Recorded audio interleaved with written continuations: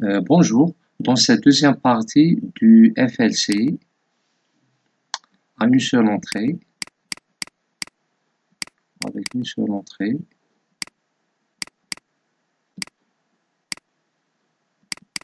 nous allons le programmer sur MATLAB Simulink. MATLAB Simulink. Alors, pour cela, je vais prendre un système instable.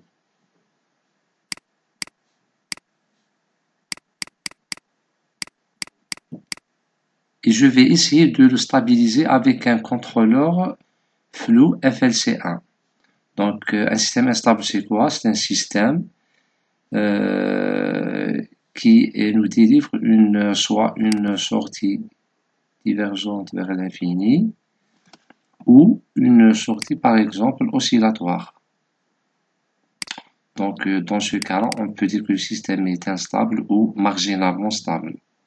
Donc, ici, il est complètement instable. Alors, comme simulation, je vais choisir ce cas. Je vais vous choisir un système dont la sortie est oscillatoire. Donc, c'est un système du deuxième ordre. Et je vais le commander par un FLC 1 à une seule entrée. Alors, comment obtenir un système dont la sortie est oscillatoire? Je vais le définir par une équation différentielle du deuxième ordre, y2 point plus 2 xi oméga n y point plus oméga n au carré y égale oméga n au carré u de t. D'accord? U de t, c'est l'entrée. Y de t, les y. Ici, j'ai deux dérivés, une dérivée et zéro dérivée. Ces y représentent la sortie. La sortie, bien sûr, du système. L'entrée, c'est celle-là. La sortie, c'est celle-là. OK. Le xi, c'est le coefficient d'amortissement.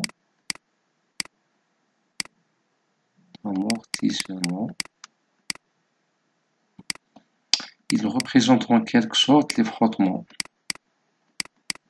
Frottements agissant sur le système. Le oméga n, c'est la pulsation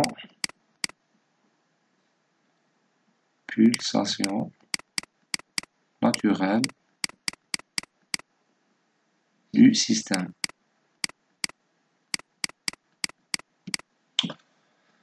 Alors, cette équation différentielle peut être représentée sous forme de fonction de transfert.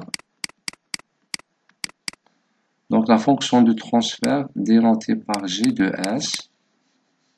Donc, G de S égale S, c'est la variable de Laplace.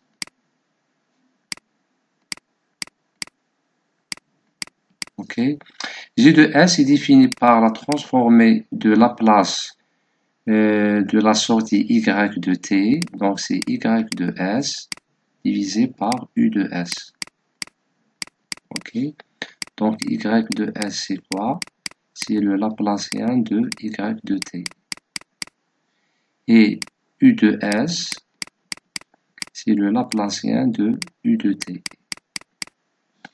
Alors, la fonction de transfert sera définie par le rapport oméga n au carré divisé par S carré plus 2 xi oméga n S plus oméga n au carré. C'est la fonction de transfert représentant cette équation différentielle. Cette fonction de transfert G de S va être notre système. Okay. Avec son entrée U et sa sortie Y dans le plan S.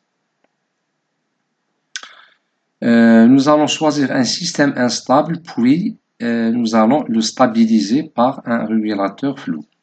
C'est-à-dire la sortie de ce système doit être instable de cette manière-là, ou marginalement stable.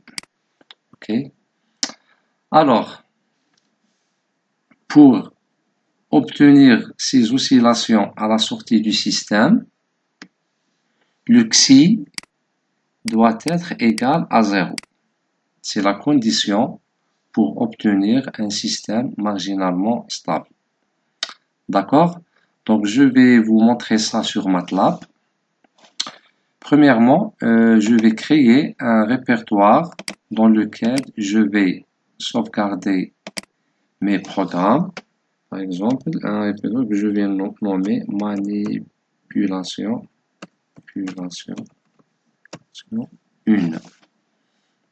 Okay. Ici, j'ai la fenêtre de Simulink. Je vais définir le système avec sa fonction de transfert. Je double-clique ici et je fais introduire les paramètres. Le numérateur, comme je l'ai noté tout à l'heure, le numérateur est un oméga 1 au carré. Pour les simulations, je vais prendre le oméga 1 à titre d'exemple égal à 10 radians par seconde. Alors, ici c'est oméga au carré, donc c'est 10 au carré. Pour le dénominateur, vous avez le premier 1, c'est le coefficient du s au carré. Le deuxième coefficient, c'est 2 fois xi. Le xi, je l'ai défini par un 0 fois oméga 1 qui est 10. Et enfin, ici, nous avons 10 au carré. 10 au carré. Donc, si je fais OK, vous constatez bien que nous avons ici 10 carré sur s carré plus 2 fois xi, le 0 c'est le xi, fois le oméga 1 fois s plus 10 au carré, qui est le oméga carré. C'est la même chose que cette fonction de transfert. Alors, maintenant, je vais vous montrer la réponse de ce système en lui appliquant un signal échelon unitaire. Donc, source, échelon unitaire. Bon, je suis en train de le chercher ici. Donc, l'échelon unitaire, le voilà, step. D'accord, je le mets ici. Donc, c'est l'échelon unitaire. Je définis ces paramètres. Step time, c'est-à-dire le moment où je vais appliquer une valeur unitaire. Donc, le moment, je vais le choisir 0, c'est-à-dire au moment 0, j'applique un 1. La valeur initiale, c'est 0. Et la valeur finale, c'est 1. C'est-à-dire, j'applique 1 au moment 0. OK. Pour la sortie, pour la visualiser, je vais choisir ici Things et je prends l'oscilloscope. Et je le relie à la sortie de la manière suivante. Maintenant, je vais définir les paramètres de simulation ici. Model Configuration Parameters. Ici, c'est l'intervalle de simulation, c'est entre 0 et 10 secondes. Le pas, je vais prendre un pas fixe. Comme résolution numérique, j'ai choisi ici range quota d'ordre 4. Et le pas de simulation égale à 0,01 seconde. OK. Je lance la simulation. Et voilà. Donc, nous avons ici la sortie du système. Et vous voyez bien qu'elle est oscillatoire. Ce qui veut dire que le système est marginalement stable. Et le but de notre manipulation sera de contrôler ce système pour essayer de le stabiliser, c'est-à-dire d'éliminer ces oscillations. Juste pour vous montrer l'effet de XI. XI ici a été choisi 0, je vais changer sa valeur. Si par exemple je prends un XI 0,01,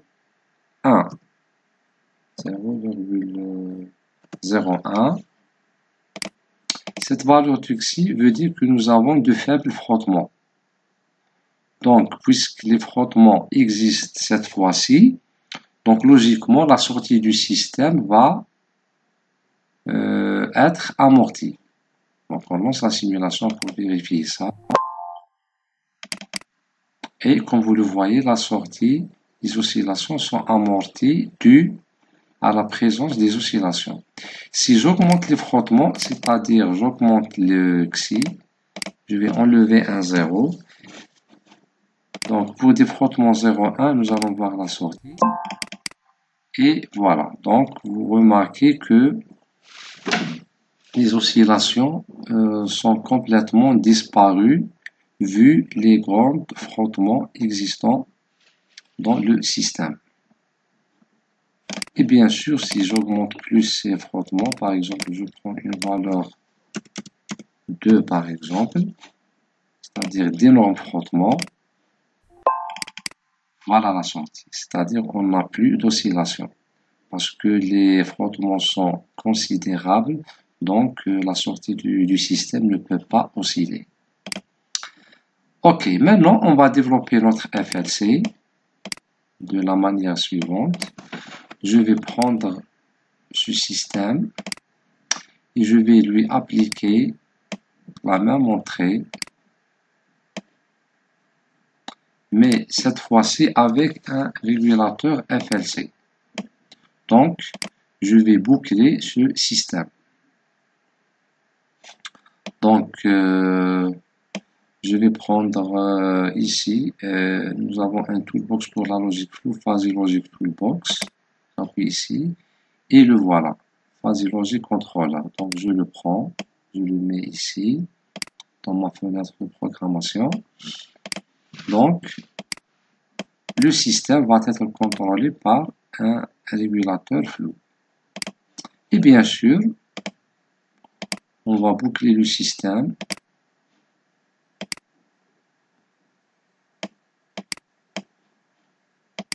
par une boucle de commande.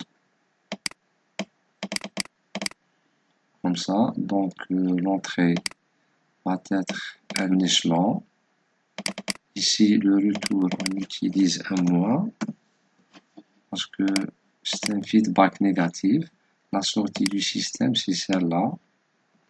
Donc, je vais l'afficher sur un oscilloscope, un autre oscilloscope. On peut même faire un multiplexeur pour afficher les deux réponses ensemble. Donc, je vais prendre un mux, la manière suivante. Donc, ce mux-là va nous permettre d'afficher ou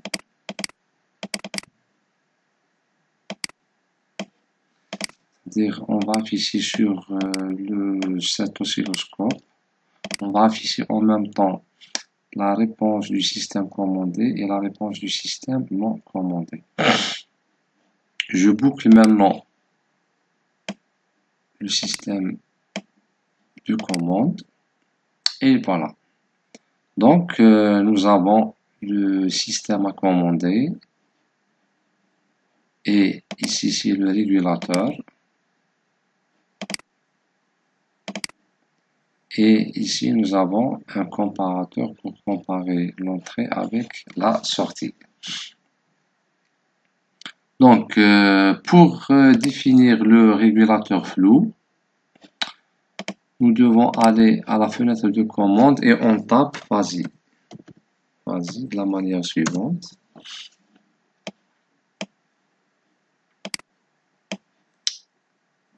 Maintenant, cette fenêtre de commande est relative au système flou et va nous permettre de définir ce régulateur, notre régulateur, ok? Donc, nous avons un régulateur flou avec une seule entrée. Donc, notre entrée, l'entrée c'est l'erreur, parce qu'ici c'est le signal erreur, l'entrée de ce régulateur et l'erreur, d'accord? C'est E.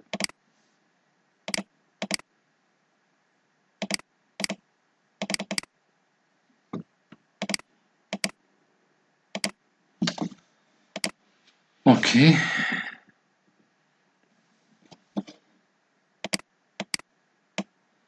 Donc ici c'est l'entrée de commande qui est U, c'est R, c'est l'entrée R, moins la sortie du système Y. C'est l'erreur E.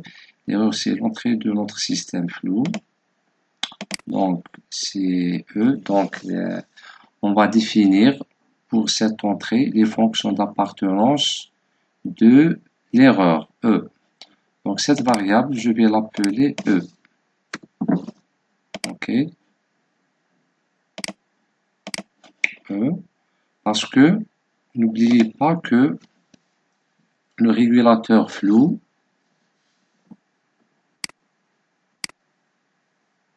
notre régulateur flou, c'est avec une seule entrée, son entrée va être l'erreur E. Et sa sortie, c'est la commande U qui va s'appliquer au système. D'accord? L'erreur E est appliquée, l'erreur E est obtenue par soustraction du signal Y, qui est la sortie du système, la soustraction, on soustrait Y de l'entrée R, qui est dans notre cas un échelon unitaire. Donc le FLC va avoir une entrée relative à E, à l'erreur E, le signal erreur. Et c'est ce que je suis en train de faire ici. Donc c'est le signal E. Donc je reviens à notre toolbox du contrôleur flou. Donc c'est l'erreur E. La sortie, c'est la commande U. C'est la commande U, la sortie du régulateur. D'accord?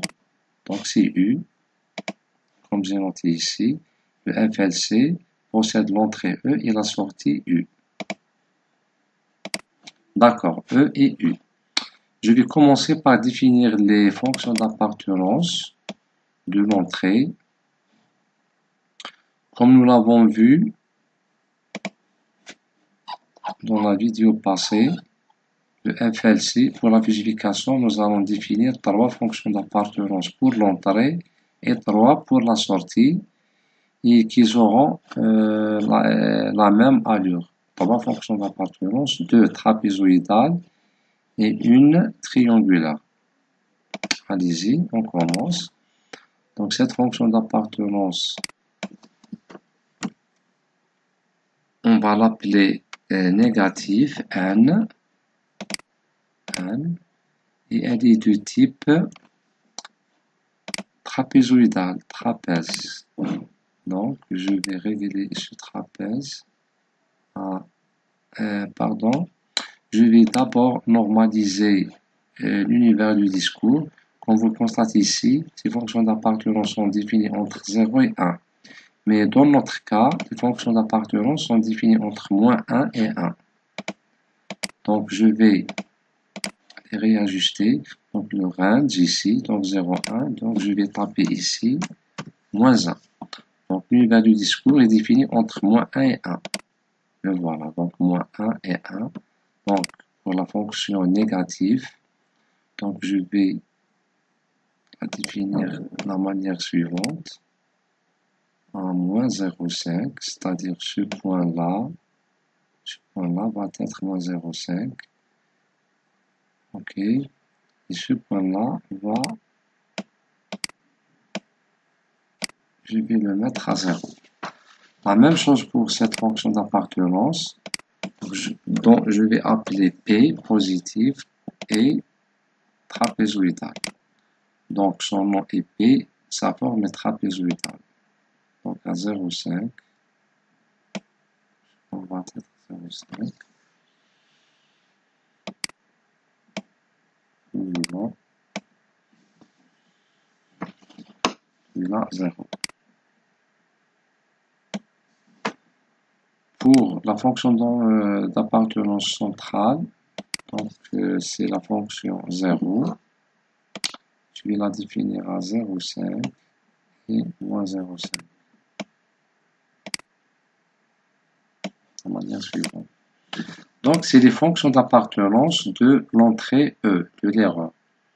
On a trois fonctions d'appartenance, négative, 0 et positive. Maintenant, je passe aux fonctions d'appartenance U de la sortie. Je clique ici et je vais faire la même chose. Négatif, trapèze orbital, l'univers du discours entre moins 1 et 1.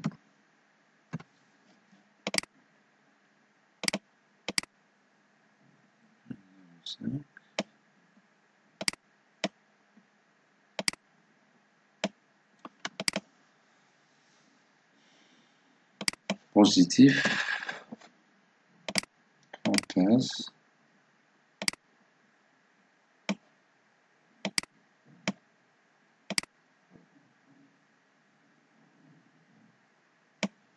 ok, pour la fonction 0,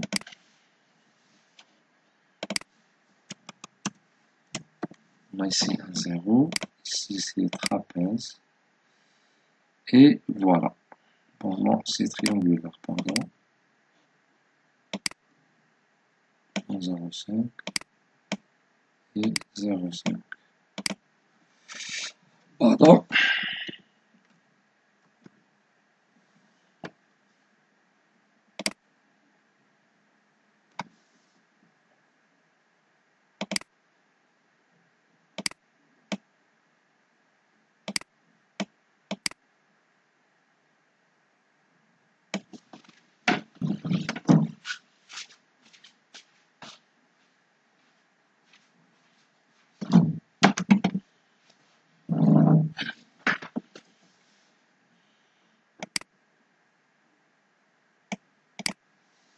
Et voilà, donc les fonctions d'appartenance relatives à la commande. Maintenant, notre régulateur, nous avons défini les fonctions d'appartenance de l'entrée et de la sortie. Qu'est-ce qu'il reste? Il reste les règles. Donc, pour introduire les règles, je vais ici à Edit et je clique sur Rules. Et je vais introduire les règles. Nous avons trouvé dans la vidéo passée trois règles. Voilà. N, N, Z, Z et PP. Donc N, N. Donc if E is N, then U is N. Donc N, N. Add rule. Pour la deuxième règle, if E is Z, then U is Z. Add rule. Troisième règle, c'est PP. P, P, add rule. Donc, comme vous le voyez bien ici, nous avons les trois règles. If E is N, then U is N. If E is Z, then U is Z. If E is P, then U is P. C'est la même chose qu'ici. Les trois règles que nous avons vues dans une vidéo précédente. Alors, je fais close. Maintenant, close.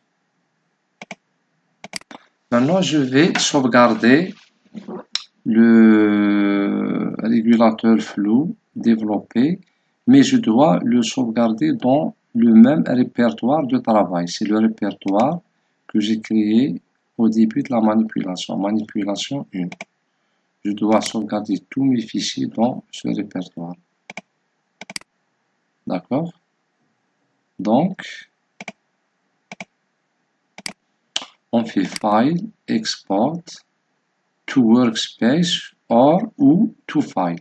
Donc, je vais le sauvegarder dans un fichier to File et je sélectionne mon répertoire de travail, c'est manipulation 1, et je vais donner un nom à ce contrôleur. Je vais le noter FLC, une seule entrée. FLC, une entrée. Enregistrer.